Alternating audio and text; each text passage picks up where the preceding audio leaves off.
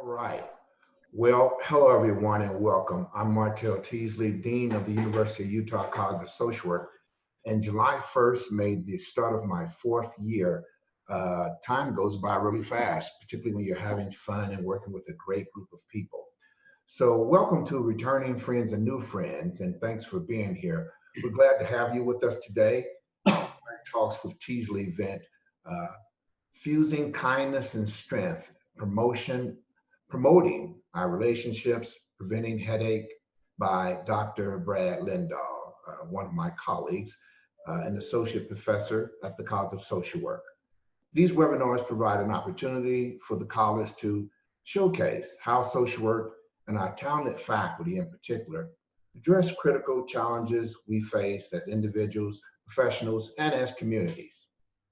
In this light, it is also appropriate for the College of Social Work to acknowledge that the land that the University of Utah occupies has always been indigenous land. We recognize the deep history of Native people, and we are deeply grateful that the indigenous people in Utah preserve to protect this land for future generations. The college remains committed to supporting equity and diversity among our students, faculty, and staff in our communities, our curriculum, and our community engagement. We aim to increase access to education and access to social work services within the Valley, across the state, and well beyond. Social workers are essential to today.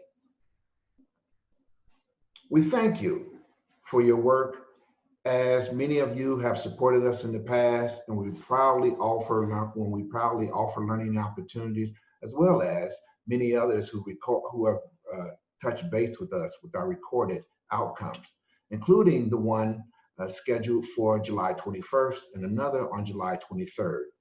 Watch for emails, view the chat messages and content by Emily Breen for more information on these. And I really want to thank Emily Breen, Lisa Menez, and Jennifer Nazawa for their continued excellent work in preparing Quarantine Talks with Teasley.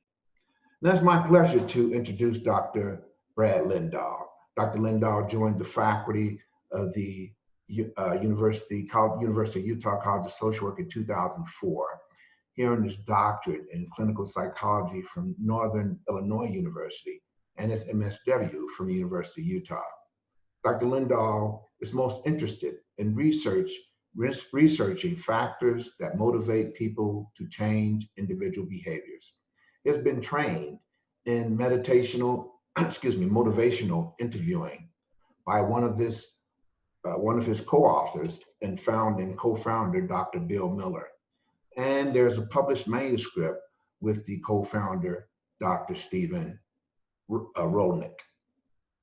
He has worked to integrate motivational interviewing practice into the state of Utah's Department of Workforce Services and Division of Children and Family Service. Dr. Lundahl routinely consults on how healthcare professionals can integrate motivational interviewing into practice. Without further delay, I want to offer the full screen to Dr. Lundahl and to look forward to hosting you all again later this month. Take care, friends, and stay safe. Thank you, Martell. I appreciate that. So I will share my screen and begin, and hopefully some of the ideas that we'll share today will be helpful to you in your roles, whatever they may be, social work or otherwise. So we'll begin now. So, and I'll probably hold questions to the end, as I don't know that I'll be able to see them all as I'm going through my presentation. So thank you for the introduction. So here's what we're going to talk about today: fusing strength and kindness, and we're going to try to do that Dumbledore style, so taking something from Harry Potter. And then when that fails, we're going to look at maybe how we can, look at how do we engage in instrumental learning versus just gratuitous pain. So that will be some of our kind of conversation. And then empowerment through defining ourselves. So some of these ideas are informed through motivational interviewing, others not necessarily. So Lonely Games, Dr. Seuss, classic Dr. Seuss, right? So in this Oh, the Places You'll Go classic book, he talks about how, great things will happen and, we'll be famous and things will go well. And then the next page says something along the lines of, except when they don't, because sometimes they won't. I'm afraid that sometimes you'll play lonely games too, games you can't win because you'll play against you. And so this is the topic I kind of want to jump into a little bit here. It's this idea that games that we cannot win. And sometimes that's because we're internally conflicted. And so I want to jump in and kind of look at this for a bit. So just think of historically, our ancestors looked at some opposites, light and dark, daylight, nighttime. There's life and death. These are opposites. Going to Romans, Janus, this kind of, Janus faced, or kind of having two different perspectives within one body, if you will. Coming more toward modern times, we've got Freudian thinking about the id, the ego, and the superego, all within one person, that we have, if you will, competing ideas within ourselves. Classically, the Dr. Jekyll, Mr. Hyde. Again, there's parts of ourselves that are maybe at war with each other. And notice that when we are at war with each other, it's not always easy. Like, this person looks pretty tormented, right? So sometimes we're facing one decision, we experience a lot of conflict. And of course, our Homer Simpson, if it's facing him, it faces us all, right? So there's this idea that we're internally conflicted. Today we'll talk a little bit about how to maybe kind of manage these. I like this image. It shows, the embrace, if you will, of the two different sides. I think that has some depth to it, something pretty symbolic there. Okay, so let's move forward a little bit. So some decisions are pretty easy, right? Like, we're not always conflicted. So for example, would you like a kick in the shin or free money? Not hard to choose, right? You're always going to take the free money. But then we get into some decisions that really are pretty conflicted. And let's talk about why for a moment. So one idea might be that of scarcity, that you have to choose, and there's two good options, right? So classically, we've heard of this idea that you want your cake, to keep your cake. Like, I don't want to diminish my cake, and I want to eat it as well. And so you can't do both, right? But that's a kind of a modern phrase, if you will, that talks about some of the tension that we experience. We also can be conflicted because we make commitments. And when we make commitments, consequences come along with that. So if you pick up one end of a stick, the other end of the stick comes along. So here, I'm going to cough. Excuse me. You see that if you want to finish a marathon, you're going to have to put in some pretty lonely miles, right? Like, you're going to have to do a lot of work on your own if you want, to finish something. And so with that, if you make a commitment, by definition, there's going to be some possible conflict that goes along with that, or some struggle that can go along with that. Okay. So how do we kind of navigate this space? So one is, I think there's an importance between this idea of, awareness and balance. So imagine the situation, you're asked to do something and you want to help. So on the one hand, you want to help, you're kind. On the other hand, you're really busy and there's a part of you that wants to say no. So you're conflicted. Or there's competing opportunities, right? So you want to work, but that's important. You maybe find identity in work, you need money, whatever it may be. And you also want to be with your family. And so you're conflicted. How do we negotiate these scenarios? Or maybe there's some criticism and you've received the criticism and there's a part of you that says, me, that says, hey, I want to be open to that. I want to grow. And yet I don't necessarily agree with the criticism and I disagree. And so it gets kind of complicated there. All right. So how do we manage this? So if we're conflicted, like imagine, to the earlier slides when we were facing, opposing views, what happens if we only honor one side? So imagine this, that we become maybe passive out of kindness or fear. So I'm working with a person, a client, who's working, I'll share this example, and the boss isn't really good at at managing the workforce. And so what tends to happen is this person takes on more and more responsibility because the job needs to be done. Other people are staying back, and this person's doing more of the job. And she doesn't say anything, right? So she's kind of passive about it, passive, and that begins to stack up. Doesn't set boundaries, or is kind of struggling with that. So what's the outcome of this? What do you imagine will happen? As you can imagine, the byproduct of only honoring one side of ourselves are emotions that are pretty strong, right? Like bitterness, anger, resentful, frustrated, angry. That made the list several times. This person is not feeling happy. She begins to take on a sense of, this isn't fair. So what we notice if this cycle continues, if there's a desire to be kind, right? And if we honor that, like that's something it's legit, right? Like you want to be kind. And so maybe we let things go. We become passive. So I'm working with another individual who in his relationship, there'll be things that'll be said or done that he's like, I don't know if it's worth it. It's a stinger. It hurts, but I think I'm just going to let it go, and I'm just not going to deal with it. Except he doesn't really let it go that well. Or we can get taken advantage of, like in the previous example. So maybe we don't, set our boundaries or stand up, and we get taken advantage of.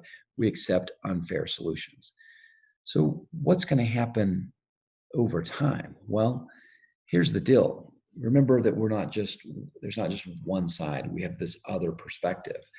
And we expect fairness, we expect strength, right? So that's also a part of us. So if we're sitting in a situation where we have a desire to be kind, and we become pretty passive, and we let people take advantage of us, then that bitterness and resentment might, develop. And that's a pretty problematic place, because if you're bitter and resentful, what might happen? Well, this is where you might, kind of blow up, and you might, overdo it. So I like to think about this as imagine you're at I guess we may not be at public swimming pools, this chapter of our life, but if you're at a public swimming pool, and those kiddie pools, they have those huge buckets that, water pours in, and then it, like, I don't know, every 5 minutes or so, it tips over and it just spills out. All this water comes, crashing down. But what happens after the blow up? So someone blows up, they get really angry, and then what happens? Well, you might feel guilty, you might feel bad, because there's still a part of you that's kind, right? So this is a dynamic we see pretty frequently, is that someone feels guilty and bad. They're like, I shouldn't have done that. I overdid it. And maybe it's to a partner, a child, a coworker, whoever it may be, sometimes even at yourself, right? Like you get upset at yourself. And then that kicks back to saying, oh, I should just be kind, or I should just, be passive.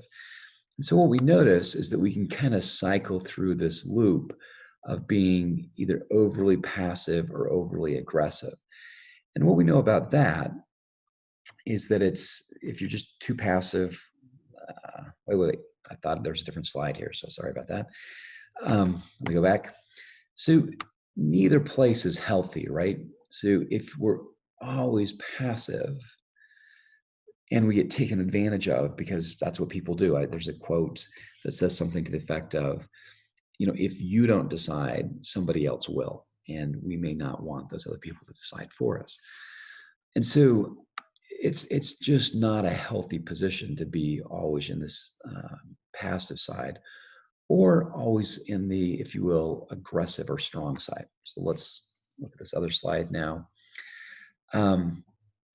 So if we only honor the strong side, like no, leave, if we, put up really strong boundaries, or we operate mostly out of aggression, what are the byproducts of that?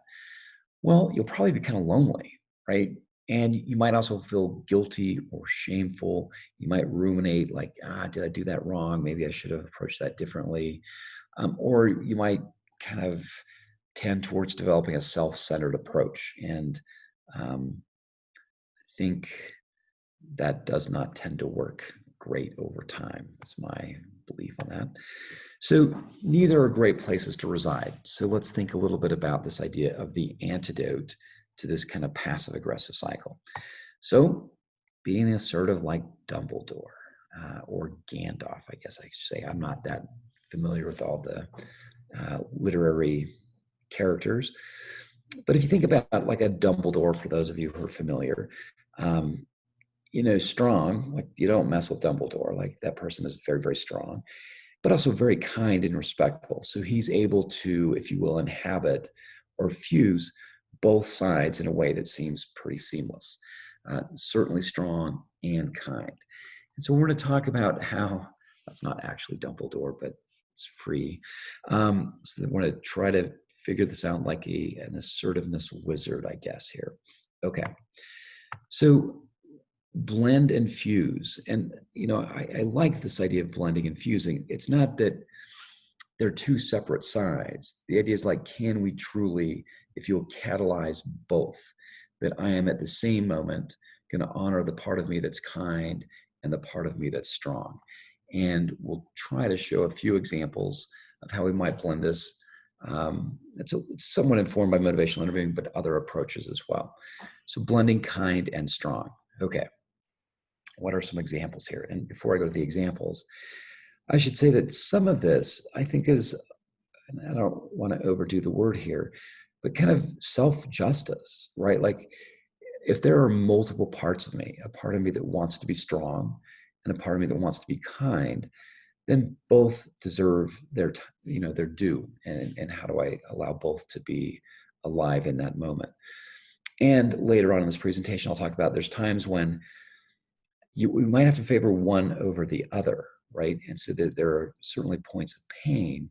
And how can we, if you will, not have gratuitous pain or pain that has no point, if you will, no possible learning? And how do we convert that to instrumental pain that will help either ourselves or our clients be more effective? Okay. So these are simple examples. They don't take into context as much because this is just a presentation here. So imagine someone does not want to obey a rule, right? And the rule's been established, and assuming that the rule is fair, which is kind of a big assumption. But we might say, hey, I wish it were possible for you to do exactly what you want at all times. However, I'm holding my ground because my principles are important to me. So maybe this is even in a residential setting, and that there's someone who wants an exception, right? Like, hey, can I get an exception? Or maybe if it's at a shelter, or someone's wanting special privileges. And as you see that person, you might think, oh yeah, like I would really want for that person to get these special privileges. Like, why not? Like, I think it would be excellent for you to be first in the line in the housing voucher system, or for you to get extra time and privileges. However, because there's larger issues at play, I'm going to hold my ground and say no. And so we have principles here, we have rules. And so while I wish I could help you, I simply can't. So what we see there is we're really trying to blend the kind empathic side along with the strength perspective. Again, not much of rocket science there. We'll talk about this idea of, sorry for the able-bodied assumptions here, but to say like, okay, I've got a left hand and a right hand, and both need to be expressed at this moment, like both need to be there. So I'm holding my ground because of my principles. I don't have the word of in there. And because my principles are important to me. Of course, what would Groucho Marx say about this? I think this is pretty clever. Those are my principles. If you don't like them, I have others. I think that's kind of clever. Way to go, Groucho. Okay. So let's imagine another scenario. So someone's being mean. So there's maybe bullying, or there's something that's not fair. So how do we respond in this kind of a situation? So it might be easy just to kind of allow the strong part to be alive in this situation, right? Here it says, I believe you're a good person and I hope you're happy. However, I'm not willing to be treated poorly and will be taking a time out for a short amount of time. And that's something I can control. And so the effort here is, again, allowing the kindness to be present, but that also the strength. Of interest, I've been recently reading the Dalai Lama and Bishop Tutu have a book called The Book of Joy. And I've always struggled with this philosophy from Buddhism that's about non-attachment and maybe even about non-intervention. And so the Dalai Lama talked about war and how about the necessity at times of defending yourself and going to war. And what he said was, if you could separate, if you will, the individual from the act, that might be one way to kind of manage, the idea of being compassionate even towards your enemies. And so I that really was helpful to me to say, okay, here's a human that's doing something that's unjust, and we need to fight the injustice. But let's really focus on the injustice side more so than maybe the individual person. I'm not capturing it exactly right, but that helped me understand a little bit better about how we might do this. Okay, so moving on to the next idea here, another example. So working extra hours without compensation. So I kind of alluded to an example, this example before. And so you might say to your boss, hey, I know it's difficult to manage this crew and it's causing some anxiety, right? Like they're, pushing back, it's not easy. And I also need to take care of myself. So starting next week, give me a little time here, like I'm limiting my, my hours to 42 per week. And then it'll be on you. Now, think if you're only passive on the situation, over time, that resentment, that anger, that sense of like, hey, I'm not being treated fairly will probably build. And if we're only angry, if we just, open up the fire hydrant and just spew a lot of anger, you probably won't have a job. So there won't be 42 hours to even be able to work. And sometimes that's what's needed. This is from another person I'm working with. So a very kind of gentle man. That's neighbor is, it sounds like a little bit on the, possibly the delayed side as far as ability to kind of function. And this neighbor will frequently come over and ask, things of this client. And the client is just kind of, I don't know if you'd say had enough, but he's now working from home. It's challenging. And he came up with this. He said, Greg, I appreciate you're trying to help, clean up the apartment complex. I know that's important for you. So I applaud that you're doing that. But I'm working and I can't, break away from my job to do these things. So I'm sorry I can't do that, but please stop knocking on my door. So that was a good example that someone taught me about how he tried to blend these two different perspectives. Okay, so getting to parenting literature a bit. So imagine this, a teenager wants to stay out till 2 a.m. Crazy idea, right? Like they want to stay out later than what our rules might say. So this comes from my life, right? So I might say the kind part of me, like I hear you. So I want to honor the fact or validate the fact that the person said, I want to do something. So there's no debate that I haven't heard them. I hear you, and staying up to 2 a.m. really sounds fun. At that point, my daughter's eyes get kind of big, like, oh yeah, I get to stay out to 2 a.m. And it's like, and I'm sorry, our family has a rule, and that's curfew is 7 p.m. I'm kidding about that. I wish it were 7 p.m. and we're to play family game night. Of course, that's not the case. But again, trying to blend both to say like if I only went to the part of me that wants to set the boundary and be very strong, to say, hey, we've talked about this before. There's no way. And just if I just lend or lead with that strong, aggressive approach, it will probably shut her down and kind of, forestall future conversations that might be helpful. So trying to blend both in the situation is kind of the effort there. This next idea comes from Love and Logic. At least that's the principles that kind of get behind this by Klein and Fay. Okay, so what do we know? So a child has disobeyed, so they've somehow broken a rule.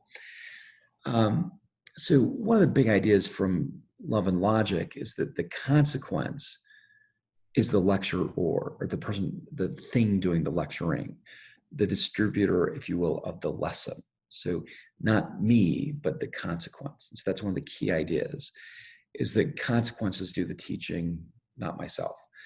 And I find this is the case in a lot of my practice. If I work with teenagers, there's almost this assumption that, the teenager doesn't have any ideas of what the implications or the consequences of the rule might be, or the guideline or the principle, right? And so parents lecture the kid, almost as if they're, kind of peeling open the child's head and throwing in ideas that the child never had. So sometimes I'll reverse this based on this idea of love and logic, and say, hey, child, can you explain to the parents what you know already about the topic? And almost without fail, the child will be able to argue far more insights about the issue than the parents even have volunteered. And so they'll give the lecture pretty easily. So in this situation, what we're going to talk about is that the child is disobeyed. So it's past tense. It's already happened. So kind of blending these ideas again, you might say something like this: hey, I get why you stayed out late. You wanted to have fun. So there's that empathy or that kindness. And now we need to figure out a consequence. So this is, if you talk about an MI, one of the principles of MI is really partnering or engaging with the person, even though this is a parent, so you're not doing therapy on your kid.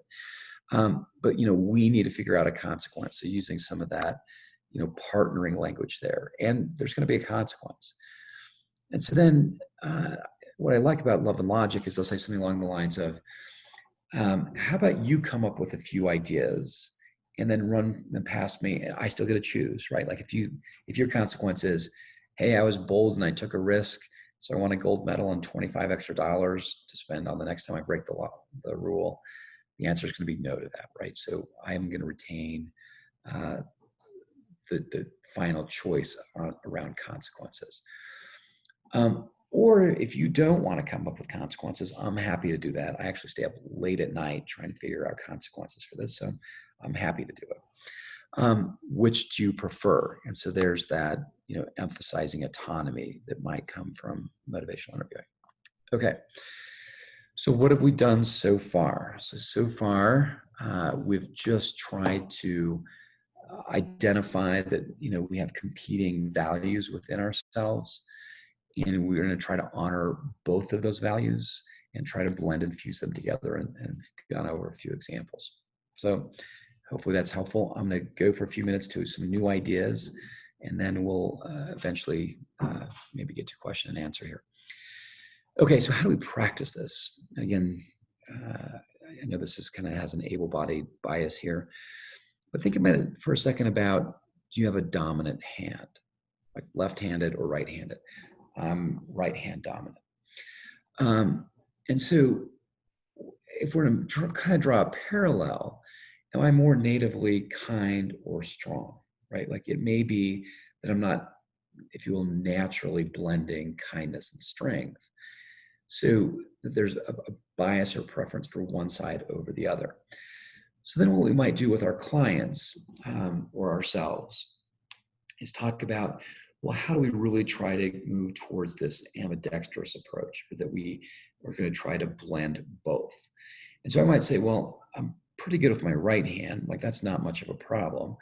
I really need to strengthen my left hand and, practice that kind of a skill, and be patient with yourself, right? Like to say, hey, for whatever reason in my background, it's not my strong suit. Something I need to develop, and I'm going to try to commit to blending both approaches, again, because it honors who I am. So this might be, I guess, an applied, we're applying several ideas here, thinking about kind of from a micro social work lens about how we might use this in working with some of the people with whom we work. Okay. So then along came complexity, right? So it all sounds so simple. And then we realized that, it's prickly. Life is very prickly, that it doesn't fit into simple boxes, right? And many choices involve pros and cons at the same moment, right? So if you choose option A, and I'll show you a slide here. So let's imagine this. So if you choose option A, let's say you decide, hey, I'm gonna work right now, versus maybe emphasizing school. that there are pros and cons to going to work right now. And there are pros and cons of taking school on right now. Meaning this is not a simple win-loss proposition, like, do you want a kick in the shin, or, do you want $20 free? This isn't, most choices don't fit into that simple win-loss proposition. They're actually pretty complex. And so we're going to talk for a second about how we might manage some of these scenarios. Okay. So how do we do this? And I've done another webinar on this before, so if you've seen this, forgive me, but I think it's pretty powerful. So, looking at existentialism and some logotherapy approaches, I love Viktor Frankl. If you're not familiar, a psychiatrist who was a Holocaust survivor, so already trained in science and medicine, and then went through the absurdity of the Holocaust and came out with a new philosophy, or existential philosophy, on something called logotherapy, or meaning. So when I'm working with clients, I really want to think about, so in their difficult choices, how can we help it be instrumental to their development, their progress, as opposed to just pain, right? And I know that even this is a little bit idealistic, but quoting Bill Miller, one of the founders of Motivational Interviewing, he said he was asked a question once about, how does he respond to, clients who maybe don't progress, and we know the client could progress and do well, and they're not. And his response was, "I'm a pathological optimist," and that phrase has haunted me, probably for 12 or so years, probably more actually. Just what does it mean to be a declared pathological optimist? Like, what is that story?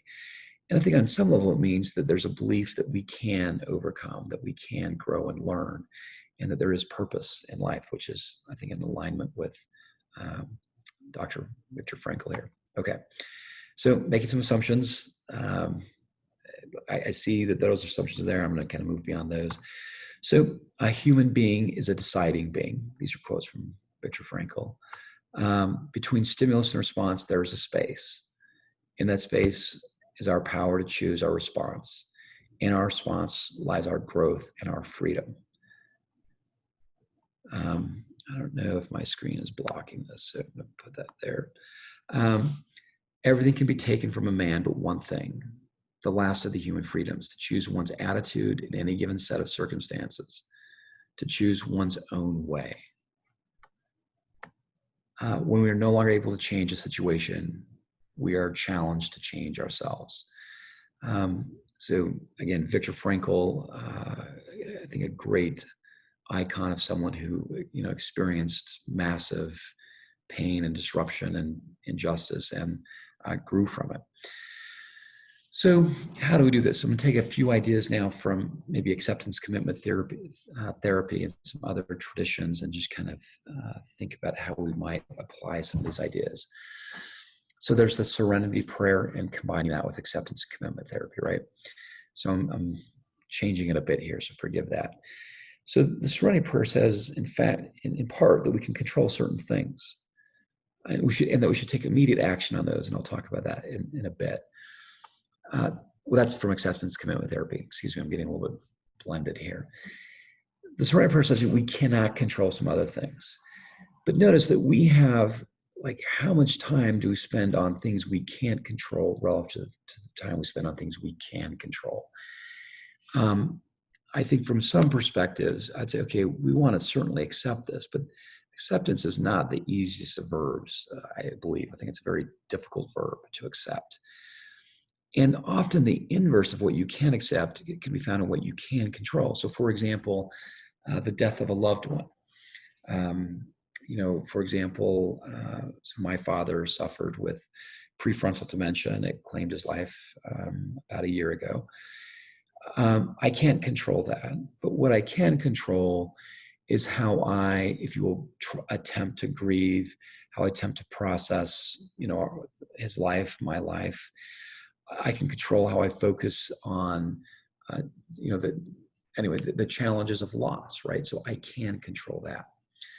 The Serenity Prayer also says it's very important to know the difference, right? Like there's some things we can control, some things we can't, and it's really important to know the difference. If we attempt to control the things over which we have no control, frustration is going to probably be our companion, right? Like we'll probably experience a lot of frustration. So clarity and knowing the difference is pretty key. Okay. So some of these ideas come from acceptance commitment therapy. So I'm moving to a different topic. Hope it's not too much of a hard left there. So one of the things I love is this idea of, so maybe you have a desire to volunteer and that's something you really want to do. And there's this idea like you can wait, like maybe you have this vision. I think this is an example that comes from one of the readings that says, well, excuse me, when I retire, I'll go to a foreign land and I'll help build schools. Now that's noble and that's great. And today, I'm pretty sure I could carve out an hour to volunteer in some function. Like I know I could. And so to maybe not forestall the closer aspects of that value, to start engaging those aspects, pretty quickly. Or maybe you want to start a business. Well, when my kids leave, or I can save $25 a week now and try to build up, resources to eventually do some things. So then on the things you can't control, so the example of death, and if you're watching this here in the state of Utah, we've had an interesting combination of things. There was, the COVID.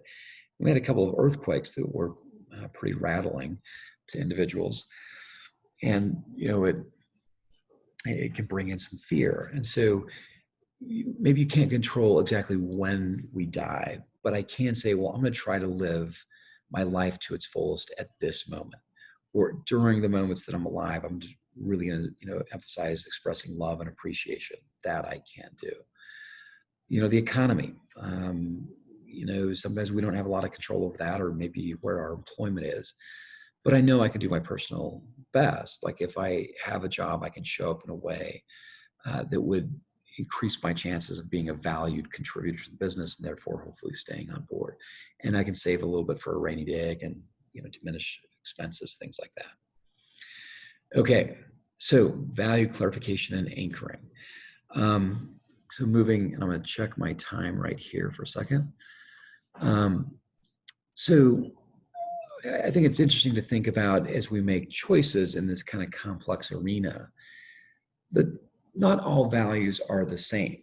Not all values have the same hierarchy. So I'm not really rallying Maslow's hierarchy of needs, but this idea that there is a hierarchy of values, and I'm not trying to impose my values on you. So as you look at these, I'm certain they don't fit for everybody.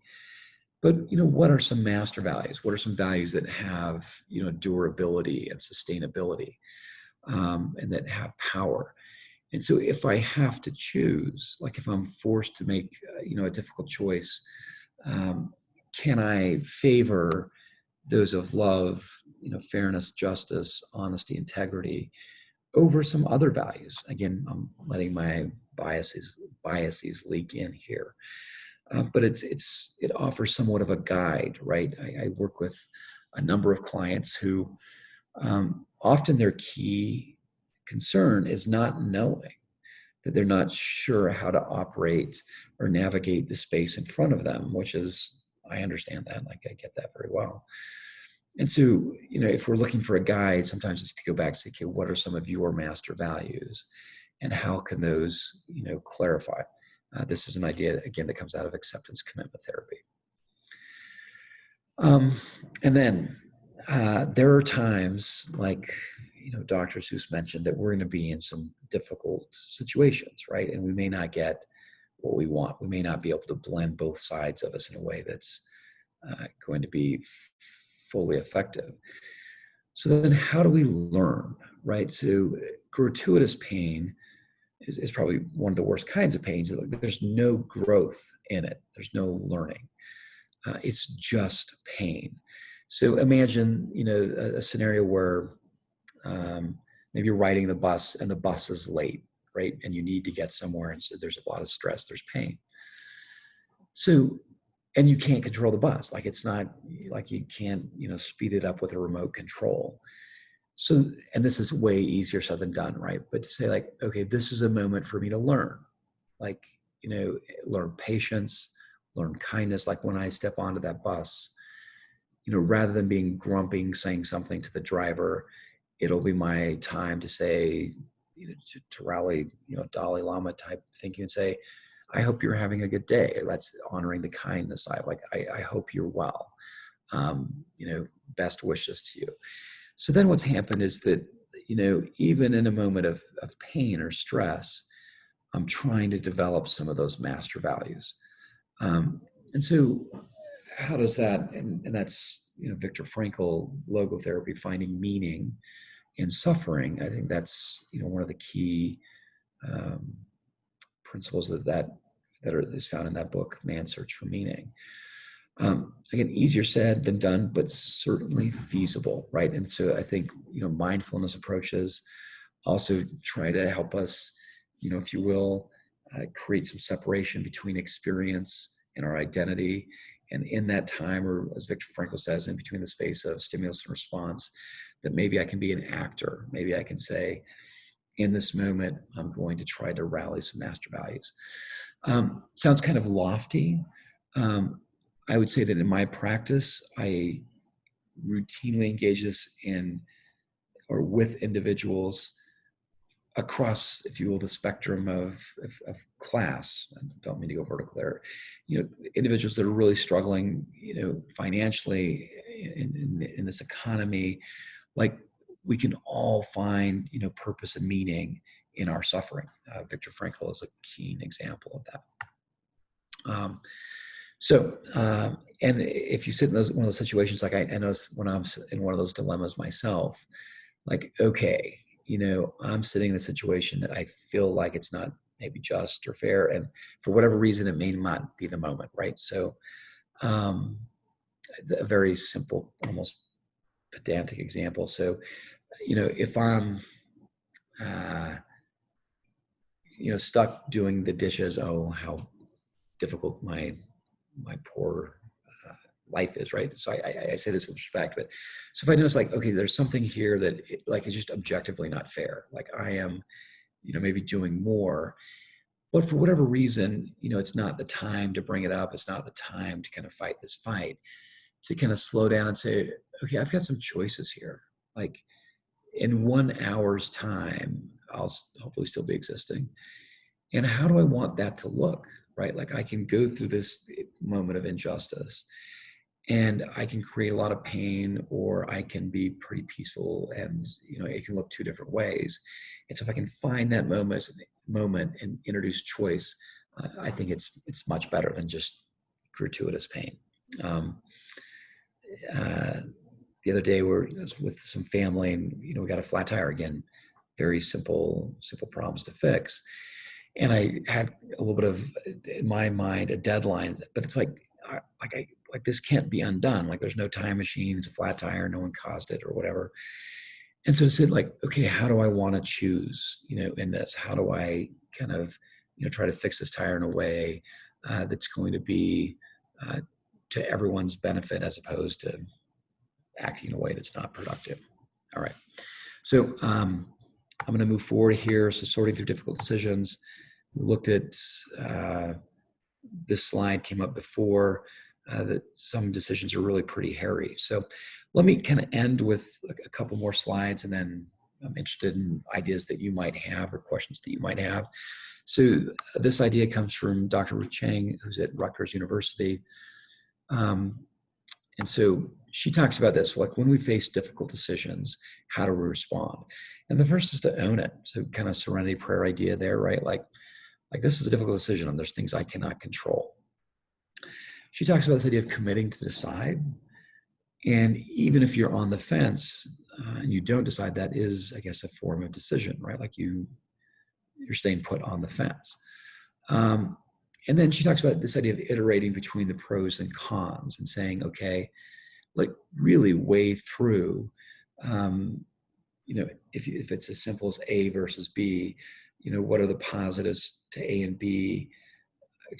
what are the positives and the negatives of decision A, and what are the positive and negatives of decision B, and see if there's a clear winner. Like, and that hails back to your value system as well, right? Like, what values do you have that might connect to help you make those decisions? And so that's part of the idea, is of just kind of iterating through and saying, is there a clear winner? I think it's called the McDonald's test. I may not be right. But if you like, it seems the same, then let's flip a coin.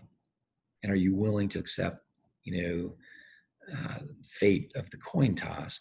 If not, then there's something in you. There's some sort of tug that we probably need to honor, back to that, what's in you. So review if there's a winner, right? And if so, you probably choose that. And then this is the part that I think is really, really critical. When I heard Dr. Shane talk about this, I remember those flashbulb memories, right? Like, I remember exactly where I was. I'm like, oh, that's huge. That is huge. That in deciding, you are defining who you are. And that, I think that connects to this idea of instrumental growth. That it's not that I'm discovering my character. I'm not like uncovering or, taking the hose and, hosing off the mud on a statue or something. But it's like, I get to build who I am. I get to build my character, and that's instrumental growth. And so I think that's really powerful. So when we're working with our clients, I think this is that kind of existential moment, and even very simple decisions to say, here's how you have an opportunity to define and build who you are. It's in these choice points. And at the micro, meso, and macro level, like how they navigate becomes how they define themselves. So I found that to be helpful. And then I don't know if this is certainly not a throwaway. I'm not sure how well it integrates, but I guess if we're also in this kind of, difficult positions, how do we really rally, savoring the positives, if you will, really relishing, the positive things in our life, and they're all around. I was doing a Zoom call with a gentleman the other day, and struggled with a lot of depression. He's caretaking his partner, his partner is not doing well physically. He's struggling with chronic disease. He's working full time, and just feels very isolated. And so it's like, let's go on a Zoom walk together. Let's savor some of the beautiful things that are, very close to us, just, outside. And how do we find those? And then really practicing gratitude. Okay. So I'm going to wrap up and say thank you for attending. I hope some of this information was helpful. And I'm going to back off that and just kind of say, I hope that was helpful. And I will now, I think, stop sharing my screen. I've not been able to see any comments or questions, and see if anyone wants to dialogue a little bit here. So let me see where this goes. So Emily, I don't know if you want to hop on and see if there's any questions or comments from our participants. It looks like we don't have any questions in yet. So for our guests, you're welcome to submit your questions through the Q&A feature. That tends to be the easiest option for us to sort of sort through what questions you might have. If those are coming in, I'll talk.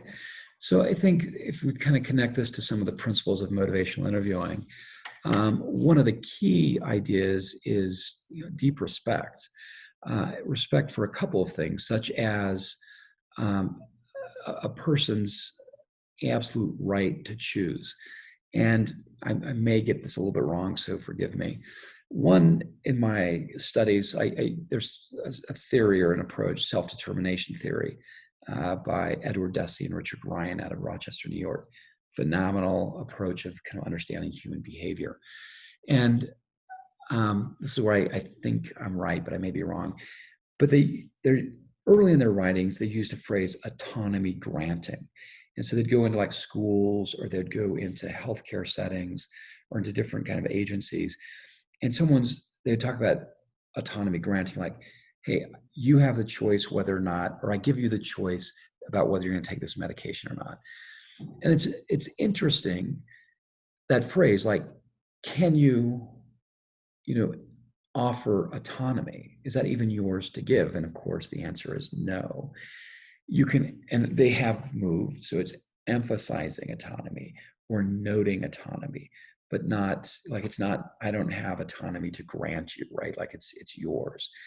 And so I think part of the ideas that we're talking about here in clinical practice is really honoring from a humble perspective. Like these are ideas that may or may not fit for you. I'll be interested to hear what you think. Or again, that kindness and strength, how those two blend. Anyway, I'll be quiet here for a second. There's lots of questions that popped up. I've not read them. Emily, if you have a favorite, would you throw it at me and I'll. Sure, I'll just start with the first one that came in. It was just asking if you could expand on the passive aggressive loop and sort of cover that a little bit more. Yeah, so and this comes a lot from my, if you will, clinical practice. So I see a lot of individuals who tend to be pretty like, and said with respect, they may not stand up for themselves, and that may have a long history, right? And so they either don't declare their point, or they let people take advantage of them, or they kind of retreat from kind of defining who they are in a strong, assertive way. And over time, one of a couple of things tends to happen. They become doormats, and gently said, no pejorative there. And then, life just happens to them, or they just blow and they get really upset. So that's the passive, and then they might get really aggressive. But then that aggressive side is not really who they identify with. Like that just came out. But that can push people away. Then they feel guilty, they feel shame, like, oh, why did I do that? And then they might kind of back off even more. So it's a pretty common loop that I see. And it's trying to help people identify that and then break it through being assertive, which is back to honoring both sides. I also work with people that are aggressive. And I think sometimes that comes from not feeling their needs are met or they haven't been heard. But a lot of times if you dig a little bit deeper, like they're also really kind. They don't want to be that person. They've just kind of biased that way. I hope that helps. All right. Another one is, do you have any good resources to help with assertiveness training? Ooh, there are a lot of good resources out there. My mind just goes blank as soon as you say that. So I can kind of try to find my previous references and supply those. But at the moment, I'm drawing a blank. I'm sorry. Yep, I'm going to pass on that for a bit. With the references, just there's my anxiety jumping up, but I'm going to do the avoidance strategy. All right, let's see. We have another one. Someone says, I have a client that holds on to her past trauma and is fearful of letting it go because it works for her. How do I get her to see that it is okay to move forward? Yeah, so the body keeps score. That I think that book I think is fantastic in kind of reviewing some ideas on trauma. And so it's not an easy answer, right? And there's a lot of history there. So I think what I would do is first lead with just a very gentle approach of saying, this passivity may have worked for you before, because imagine, and I'm making up a story here, but you might learn, like if you're a child and someone comes in, I'm assuming an adult, and you have to kind of take the temperature really quickly. Is this person really angry and mad? Have they been drinking? And I don't want to upset them, because if I upset them, I might, have just massive pain, introduced to my life. I might be abused. And so I might learn to take kind of a meek or passive approach to appease a very powerful person, right? Like if I'm, let's say 5 and I weigh all of, 40 or 50 pounds and my adult caretaker is 200 pounds, like they win every time, right? Like they just win. And so over time, I might have developed that, a passive approach.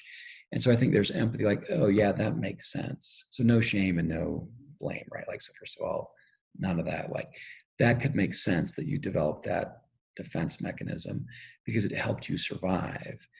And now let's talk about, how that still helps you. Like there's times when being passive works very well.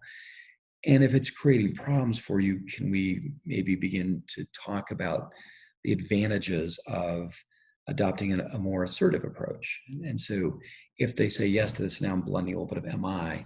So then you've kind of, if you will, declared this idea of our goal is maybe to experiment with being more assertive, being kind and therefore maybe passive at times, but also being strong. And if they say yes to this, then MI might say, well, let's talk about the advantages, how would that help you?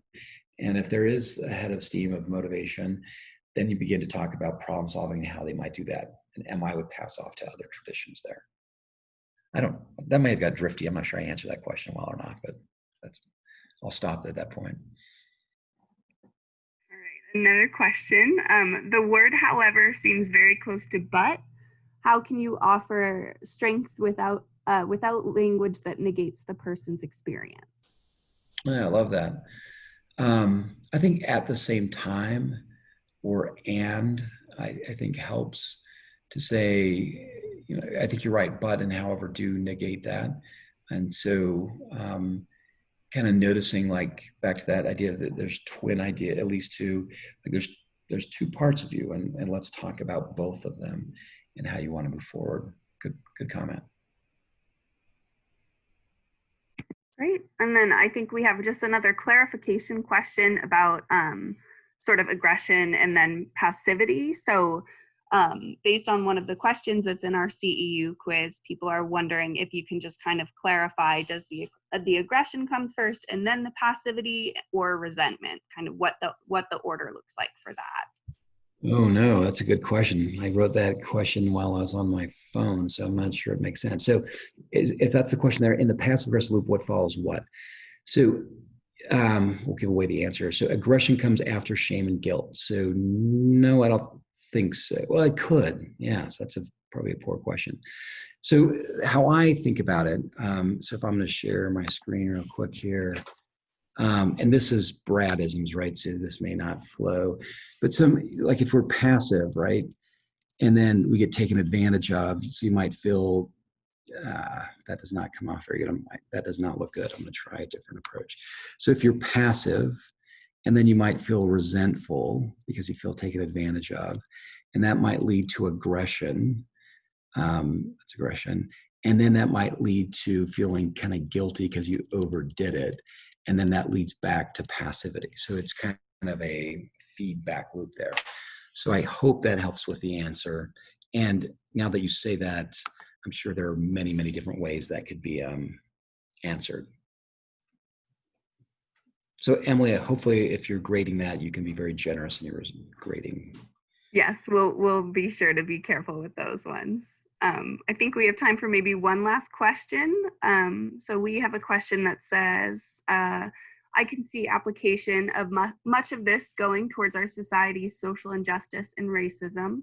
What do we do to promote kindness to those who are victims and to those who attack or are mistreating others? $1 million question. Having just read some of the Dalai Lama, I think, I think there's the long view, the big view, if you will, like really trying to take things into context. So I think it's most easy, at least from my perspective, to have kindness and compassion for the victim or the survivor. That seems pretty accessible. And I think that comes from just simple perspective taking. From my positionality to say, like, well, and humility, like I certainly can't understand, what's like to be in someone else's shoes, and even when the systematic, institutionalized pain that individuals and families and groups have experienced. I think that's anyway. But I can try to say, well, what must it be like? And then I think compassion seems to be right close to that. For the perpetrators, I think how I would respond to that is that, like, what pops up in my mind immediately is like, so I think of Oprah Winfrey, and she had a group of people on that had been, absolute supporters of, white supremacy, and how they came back around. I can't remember the window of time, like 10 or 15 years. I forgive me, I don't know. But then to hear their stories, to say, oh, people can change. People hurt people. And I don't want to oversimplify that, but that somewhere in there, well, maybe it's learned. I think it's learned behavior, not, if you want, just endogenous. So it's a learned behavior, and hopefully they could unlearn it through exposure, through experiencing other people. I hope that helps. It's a big question. That puts us at right about time here. Excellent. So again, on the question side, if they're confusing, I apologize. Best wishes, and you have our word that we'll be generous on that. Thanks, Emily. Absolutely. Thank you everyone for joining. Have a nice afternoon. Take care.